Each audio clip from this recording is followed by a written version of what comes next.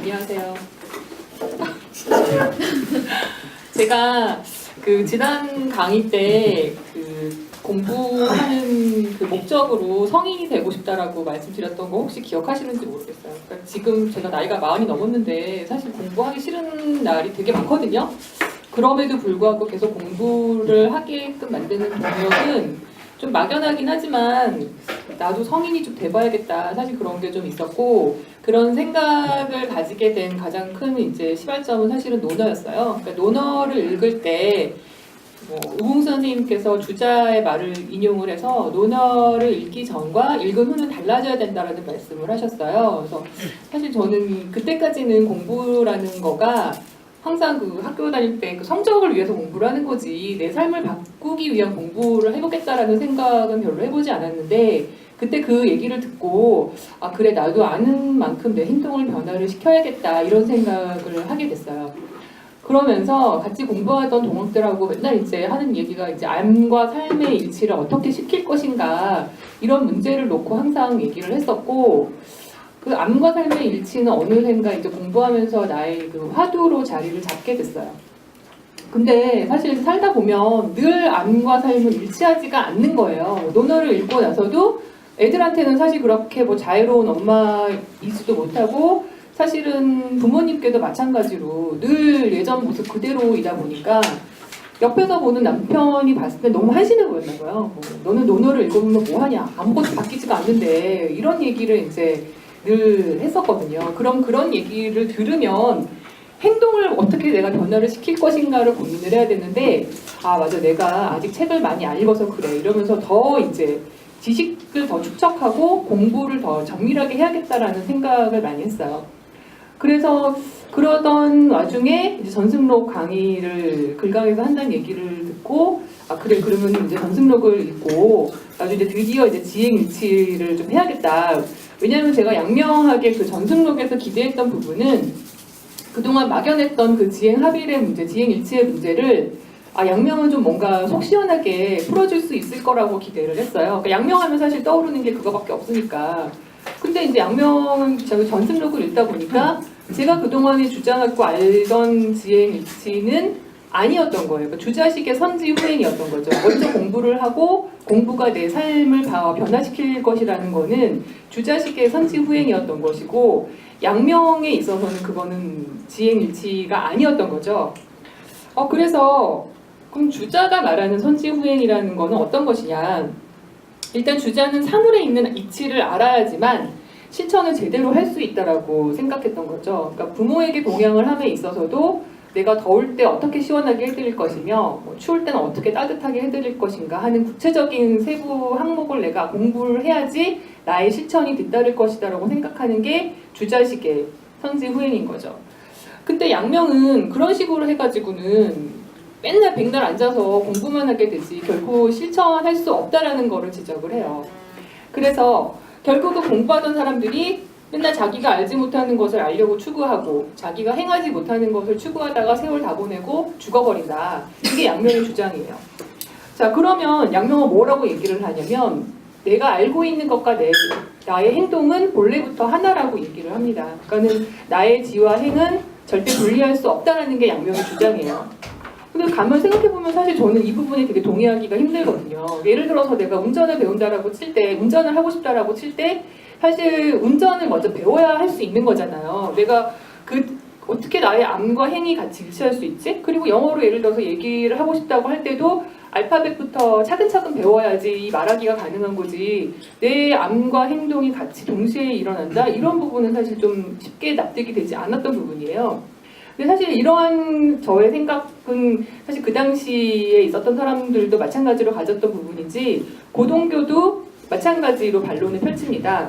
그래서 여기 보시면 고동교의 주장 반박글이 나와 있는데 같이 한번 읽어보실게요. 시작! 공부의 순서에는 선후의 차이가 없을 수 없습니다.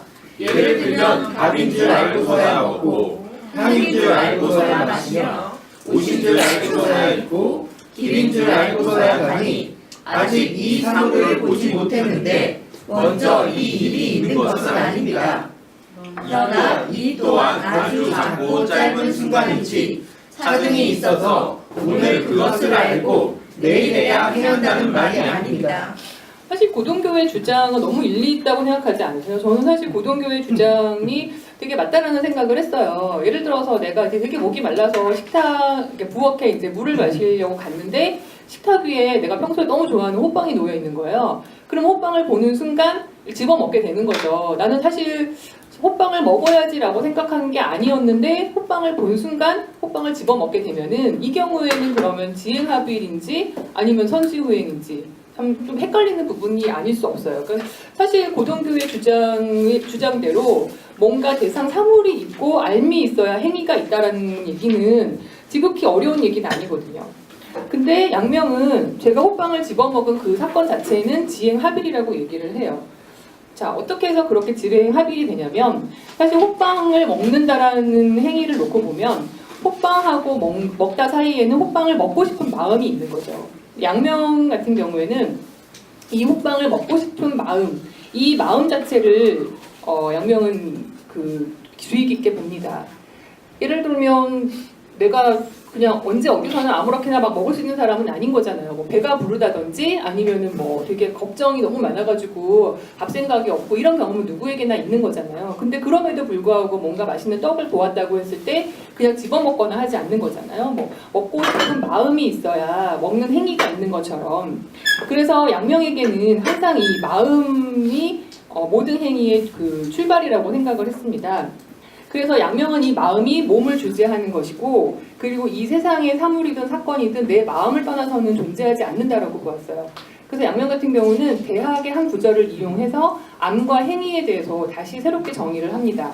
밑에 보시면 두 번째 장에 보시면 다시 또 예문이 있거든요. 거기 같이 읽어보실게요. 마치 시작. 마치 아름다운 여색을 좋아하듯이 하고 악취를 싫어하듯이 하라 해서 아름다운 여색을 보는 것은 알에 속하고 아름다운 여색을 좋아하는 것은 행위에 속한다. 아름다운 여색을 보았을 때 이미 저절로 좋아하게 되는 것이지 아름다운 여색을 쳐다본 뒤에 또 하나의 마음을 세워서 좋아하는 것은 아니다. 양명은 여기서 알을 아름다운 여색을 보는 것을 알무로 보았어요. 그러니까 아름다운 여색 자체는 알미 될 수 없는 것이고 아름다운 여색을 보는 것이 알미예요. 그러니까 볼 때는 사실 누가 보는 거예요? 제가 보는 거잖아요. 내가 보지 않은 봄은 의미가 없는 거죠. 벙어리가 어디에 그 쓴맛을 먹고도 맛을 전할 수 없는데 내가 그 맛이 궁금하면 내가 직접 그 맛을 보는 수밖에 없는 거예요.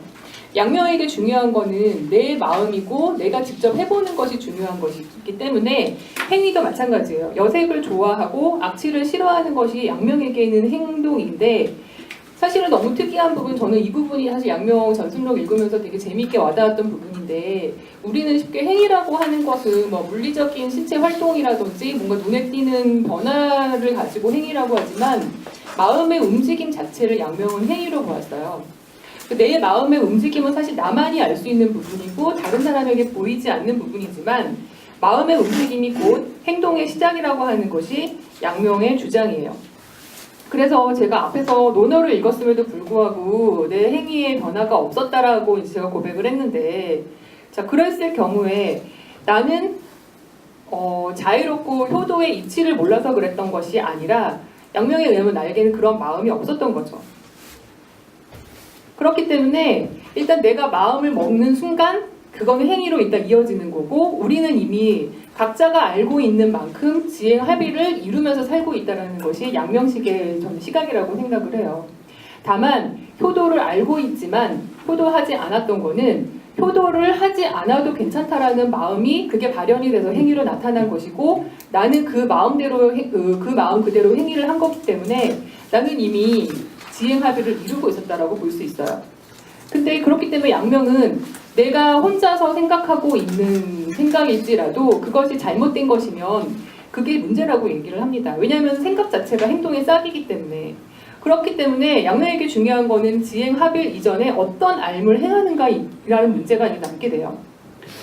그러면 내 행위를 판단할 수 있는 것은 주자 같은 경우는 외부의 이치를 탐구하는 것으로 그 외부의 이치를 탐구하는 것을 되게 중요하게 생각했지만 양명에게 중요한 거는 내가 스스로 세우는 내 마음의 내적 증거예요. 양명은 사람에겐 누구나 시비 판단을 할 수 있는 양지를 갖추고 있다고 보았는데, 예를 들면 부모에게 공경하거나 아니면은 뭐 부모에게 효도하거나 형에게 공경하거나 뭐 우물에 빠지려는 어린아이를 구하려고 하는 측은한 마음은 사실 배워서 아는 게 아니잖아요. 인간이라면 누구나 가지고 있는 것이기 때문에 양명은 누구나 양지를 가지고 있다라고 생각을 합니다. 그래서 양명은 아까 그 대학에서 언급했던 것처럼 아름다운 여색을 좋아하듯이 하고 악취를 싫어하듯이 하는 것처럼 양지의 판단은 저절로 일어나는 것이지 억지로 조장하는 것이 아니라고 생각을 합니다. 뭔가 내가 계속 이렇게 매 순간마다 뭐 계산을 하고 시비 판단을 계속 따져야 한다면 사실은 우리 삶은 너무 피곤하잖아요. 근데 양지는 이미 그런 것들을 준거를 이미 갖추고 있다라고 하는 것이 올바른 판단하는 것을 좋아한다라고 하는 것이 양명의 주장입니다. 그래서 이 양지는 천하고금을 막론하고 모든 사람에게 갖추어져 있는 것이기 때문에 양명은 이런 걸 기준으로 해서 거리에 있는 모든 사람은 성인이라고 얘기를 합니다. 그런데 내가 양지를 갖추고 있다고 하더라도 내 암과 행위는 번번이 일치하지 않고 매번 어긋나는 경험을 우리는 하고 있어요. 그러니까 제가 앞에서도 말씀드렸다시피 내가 논어를 읽고 행동의 변화가 있어야 된다라고 알지만 그 행위를 사실은 마땅하게 드러내지 못하고 있잖아요. 그런 시비 판단을 적절할 때 적절한 게 드러내지 못하는 거, 이거는 과연 왜 그럴까? 사실은 이제 이 부분에 대해서 생각을 해봐야 하는데, 양명에게 있어서의 암은 내 마음에서 일어나는 자연스러운 시비 판단이라고 제가 말씀드렸어요. 근데 그 시비 판단이라고 하는 것은 사람마다 맞닥뜨리는 때와 상황이 달라지기 때문에 그 개인이 가지고 있는 내적 중거 판단에 따라서 달라질 수밖에 없는 거죠. 뭔가 일정하게 변하지 않는 고정불변의 법칙이 있어서 우리가 따라야 하는 게 아니기 때문에 각각 그 상황에 맞춰서 내가 어떻게 판단하고 행동할 것인가 하는 것이 중요한 문제로 남게 되었어요. 근데 성인 같은 경우는 자신의 양지를 발현을 해서 그 때에 맞춰서 합당한 행위를 할 수 있는 사람이지만 사실 보통 사람 같은 경우는 그렇게 할 수 없어요. 근데 성인은 그렇게 할 수 있고 없다라는 차이는 주자 같은 경우는 외부의 이치, 경전을 많이 읽고 궁리에서 그게 행위로 나타날 수 있다라고 보았겠지만, 양명 같은 경우는 내가 외적인 그 지적 수준을 얼마나 많이 갖추고 있느냐, 이거는 사실 그렇게 중요한 문제가 아니라고 생각했어요. 저희가 이제 그 수업 시간에 매번 이제 문성원 선생님께서 이제 그 예를 드시는 것처럼 사실 공자는 저희가 성인이라고 하지만 그렇다고 해서 공자가 만약에 현대에서 살아간다면 살아갈 수 없을 거죠. 스마트폰을 다루지도 못할 거고, 그리고 노트북 사용법도 모르고, 사실은 지금 현재에서는 모르는 것들이 훨씬 더 많기 때문에, 그리고 지적인 양의 수준으로 보면 우리가 사실은 공자보다 훨씬 더 많은 것을 알고 있지만 우리는 성인이라고 아무도 부르지 않죠. 근데 공자는 성인이라고 할 수 있는 거는 공자는 자기의 양지만큼 그대로 발현할 수 있는 사람인 거고, 우리는 그렇게 그때마다 마땅한 행위를 할 수 없기 때문에 성인이라고 불리지 못하는 겁니다.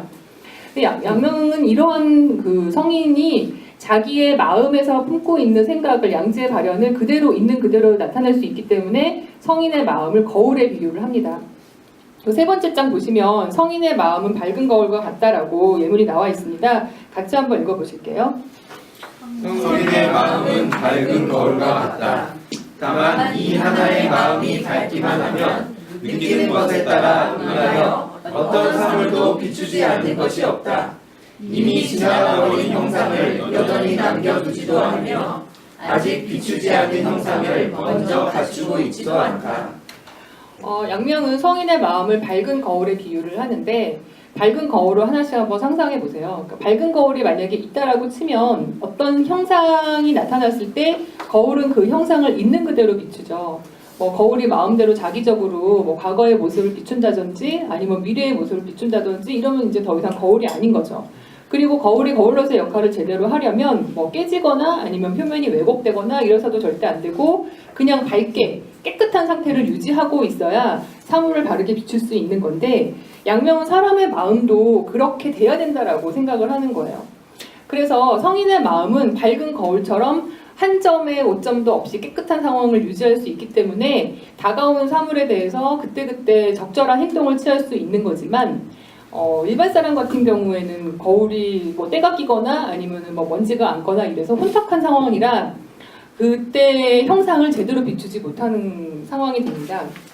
그래서 지난번 강의 시간에 그 지연 쌤께서 커피에 대해서 말씀하셨는데 사실은 저도 이 커피가 되게 이렇게 늘 그 저를 시험하는 대상이거든요. 그러니까 저 같은 경우도 작년에 되게 이제 역류성 식도염 때문에 되게 고생을 많이 했는데 병원에 가면은 가서 약을 처방을 받으면은 금방 좋아지는데 약을 이제 끊고 며칠 지나면 다시 또 이제 뭐 이렇게 재발을 하는 거예요.